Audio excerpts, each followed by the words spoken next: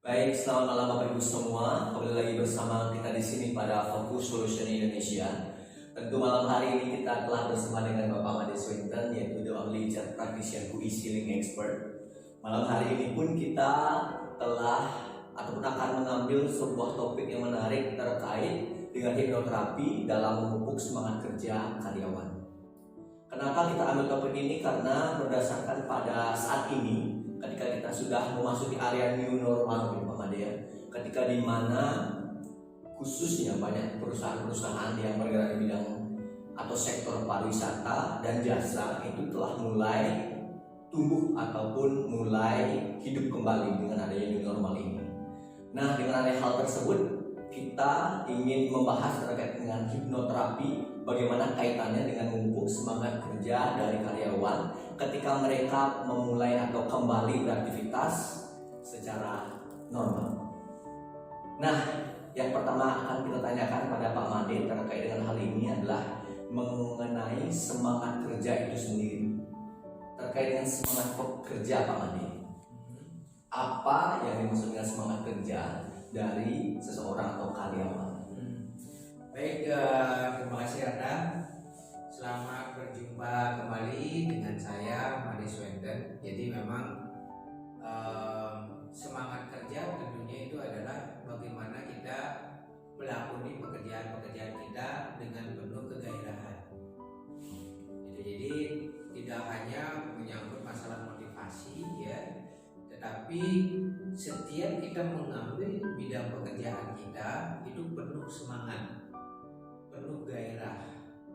Jadi tidak ada yang namanya rasa malas, tidak ada yang namanya ngedumel, tidak ada yang namanya berkeluh kesah dan lain sebagainya ya. Tapi tetap mengambil pekerjaan itu ya dengan penuh antusias. Baik, dengan adanya hal tersebut, dengan semangat antusias itu, hal-hal yang perlu diperhatikan oleh seorang karyawan atau pegawai ketika mereka mulai bekerja kembali ya, Pak Made, apa sebetulnya hal tersebut? Sebenarnya ada dua kelompok ya yang saya amati saat sekarang ini ya. Kelompok yang pertama adalah mereka yang memang benar-benar bekerja secara ikhlas. Begitu mulai ada pekerjaan, mereka ini sangat antusias untuk mengambil bidang pekerjaannya itu. Bahkan bisa sampai dengan lupa dengan waktu ya. Dan mereka banyak yang tidak hitung-hitungan dengan waktu. Bahkan yang saya dapatkan informasinya, di beberapa perusahaan ada mereka secara volunteer itu bekerja dan manajemen serta pengusaha itu tidak membayarnya. Jadi semangat kerjanya sangat luar biasa. Nah, kelompok yang kedua itu adalah kelompok yang sudah nyaman berada di rumah. Jadi mereka udah terbiasa dengan lingkungan di rumah, mungkin sudah punya pekerjaan atau apa gitu ya. Begitu yang bersangkutan dipanggil lagi kembali ke tempat kerja, ya tentunya juga perlu penyesuaian. Baik. Ya, jadi kelihatannya itu tidak bergairah kerja. Contohnya apa? Kalau di hotel ya, di rumah biasa berewokan, rambut panjang dan sebagainya. Datang ke hotel ke tempat kerjanya juga begitu. Pakai kumis, padahal nggak boleh pakai kumis. Pakai jenggot, berewokan, rambut panjang ya. Terus dibandingkan dengan benar-benar yang bersangkutan itu menggunakan waktunya untuk bekerja, lebih banyak istirahatnya dan sebagainya. Nah, apakah mereka ini termasuk golongan malas? Bisa ya, bisa tidak. Karena bisa jadi mereka itu perlu penyesuaian kembali ke tempat kerja. Tapi ingatlah begini bahwasanya ya, yang namanya pekerjaan itu adalah investasi bagi kita.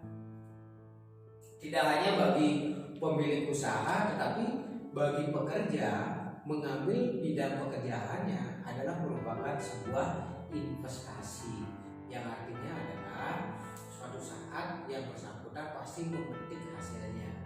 Apa yang kita investasikan di dalam pekerjaan? Satu, ilmu, pengetahuan, sikap, termasuk juga waktu, bahkan kehidupan kita investasikan secara profesional di tempat kerja kita. Nah, dari segi hipnoterapi itu Pak Made selaku seorang praktisi di hipnoterapi, dalam hal penyesuaian adaptasi dari teman-teman yang biasanya udah nyaman di rumah dan kembali beraktivitas bekerja, dari segi hipnoterapi tersebut bagaimana caranya dapat memupuk semangat kerja itu bisa kembali pulih, kembali bangkit? Sebenarnya ada beberapa pilar ya yang bukan pilar atau beberapa fondasi yang harus kita tanamkan ya. Dengan metode hipnoterapi itu akan menjadi jauh lebih efektif. Karena apa? Karena kita akan membimbing diri sendiri dan orang lain itu memasuki bawah sadar ya. Nah, di bawah sadar itulah kita isi dengan sugesti-sugesti atau afirmasi tertentu. Contohnya apa? Menunjukkan rasa syukur selalu bahwa masih ada pekerjaan, masih ada orang yang mempercayai kita untuk bekerja. Yang kedua adalah tentunya kita bisa membuat satu afirmasi, ada tujuan-tujuan yang besar yang ingin kita capai. Misalnya apa? Misalnya menambah penghasilan, lunas utang atau apapun itu gitu. Nah, yang ketiga bahwasanya ya meningkatkan rasa percaya diri bahwasanya apapun yang Anda dapatkan, apapun yang kita dapatkan sepenuhnya adalah tanggung jawab kita. Dan yang selanjutnya yang bisa kita bimbing dengan metode hipnoterapi juga adalah bagaimana kita bisa meningkatkan kepekaan kita. Yang tadinya itu ada di rumah, sekarang di tempat kerja, bagaimana kita menggunakan panca indera kita untuk menangkap informasi-informasi yang ada di tempat kerja kita, sehingga kita bisa lebih mudah, bisa dengan lebih fleksibel menyesuaikan diri kembali ke tempat kerja. Tentunya banyak sudah berubah di tempat kerja. Salah satu contoh apa? Begitu datang ke tempat kerja, baru turun dari kendaraan, baru memasuki perusahaan, sudah harus cuci tangan. Tuh, ya, jadi pakai air mengalir, ada sabunnya juga. Nah, terus di tempat kerja selalu pakai masker. Ya, sekalipun misalnya nih, kalau saya bekerja sekarang ini ya, keseringan saya buka maskernya. Kenapa? Karena pada saat saya bekerja pakai masker, justru saya sesak napas. Itu karena apa? Karena yang saya hirup itu adalah CO2. Nah, kebanyakan CO2 itu bisa kita keracunan kan? Itu bisa menimbulkan kematian malahan gitu. Tapi bagaimanapun juga kita harus ikuti protokoler penanganan COVID ini.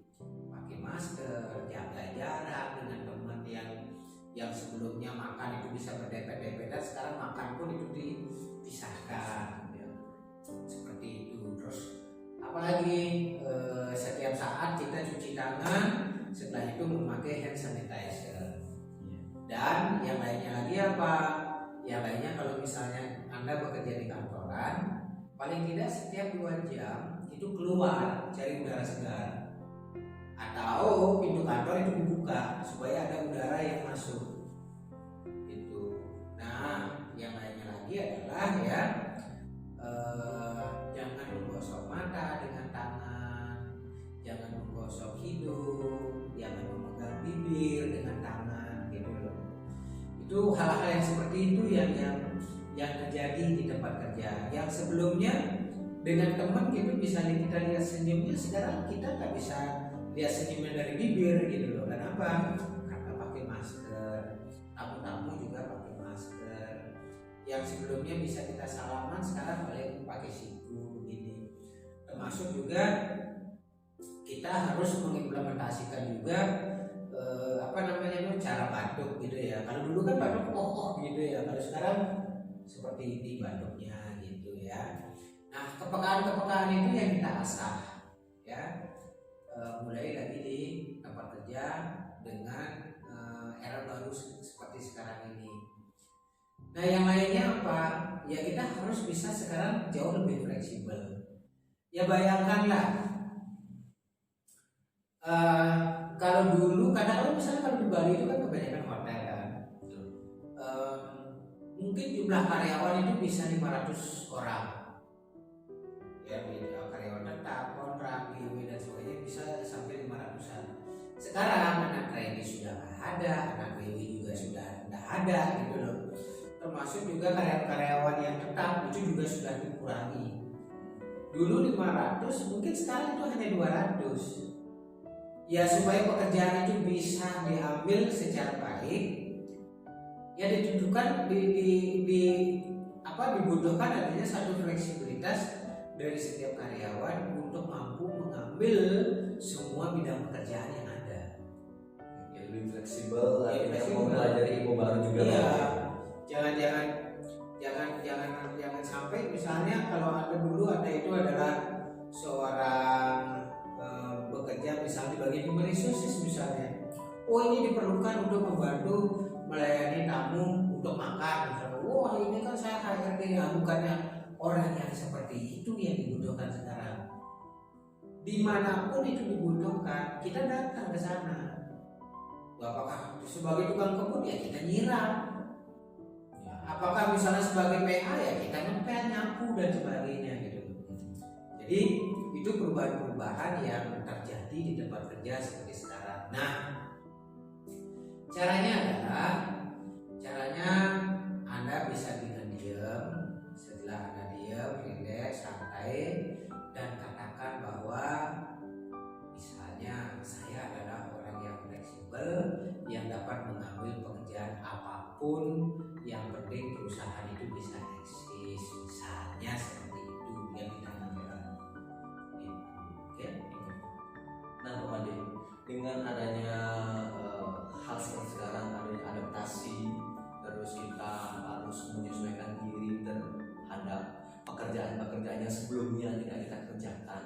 Dari hipnoterapi itu afirmasi-afirmasi yang mungkin bisa Bapak Made share di sini. Seperti tadi, selain kita lebih bersyukur, lebih bisa beradaptasi, apalagi kira-kira Pak Made afirmasi? Yang jelas begini, saya data persisnya sih saya tidak tahu, tapi kemungkinan hampir 90% orang atau karyawan, khususnya karyawan swasta sekarang ini itu stres. Karena apa? Karena bayar cicilan sudah nggak bisa, karena duit nggak ada. Ya, beli pakaian juga nggak bisa, makan sekarang seadanya saja, karena tuntutannya sekarang itu meningkat. Punya anak tiga-tiganya harus punya HP dan kuotanya harus penuh. Orang tua juga harus begitu sekarang. Kalau misalnya anak-anak SD yang dibimbing oleh guru sekolahnya, pasti ke orang tuanya dulu juga. Lalu orang tuanya supaya bimbingannya di rumah itu menjadi lebih efektif. Apakah mereka stres banget? Bahkan banyak yang frustrasi. Nah, yang stres sekarang di rumah ini ya, karena tuntutan begitu banyak, penghasilan yang minimalis begitu ya, sekarang dibawa ke tempat kerja. Tentunya emosinya ini itu akan terpengaruh. Yang dulunya itu bisa sabar menghadapi komplain dari rekan kerja, komplain dari tamu, sekarang ini bisa cepat naik emosinya. Ya contohnya misalnya nih, orang housekeeping itu dikejar oleh orang pronopis. Kenapa? Karena tamu yang di hadapan orang pronopis ini lagi komplain nih, lagi ngamuk-ngamuk nih. Kamar belum selesai.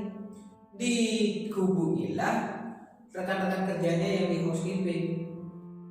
Ya tentunya juga mereka itu masih penyesuaian pekerjaannya.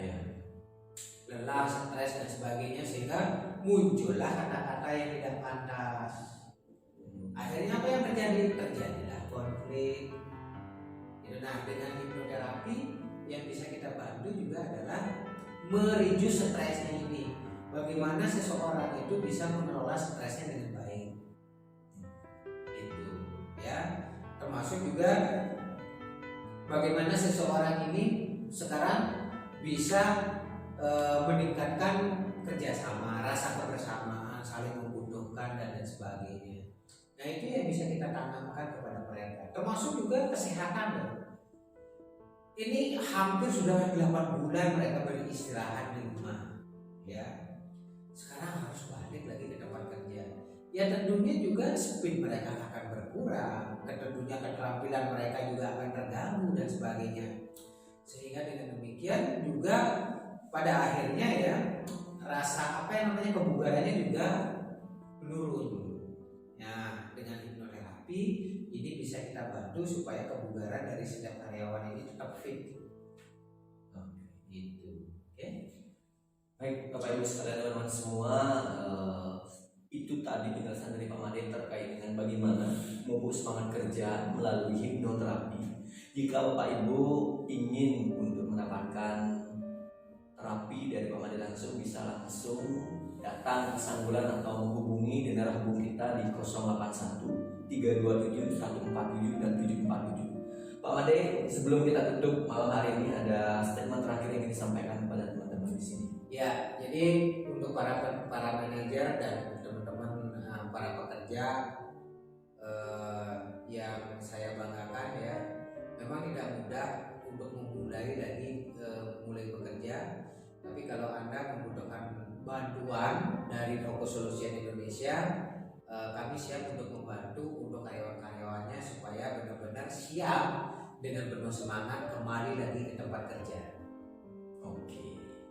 Baik, Bapak Ibu sekalian, itu tadi yang bisa kami sampaikan dan perbincangkan malam hari ini. Semoga bermanfaat. Dan akhir kata kita tutup dengan terima kasih dan selamat malam. Terima kasih.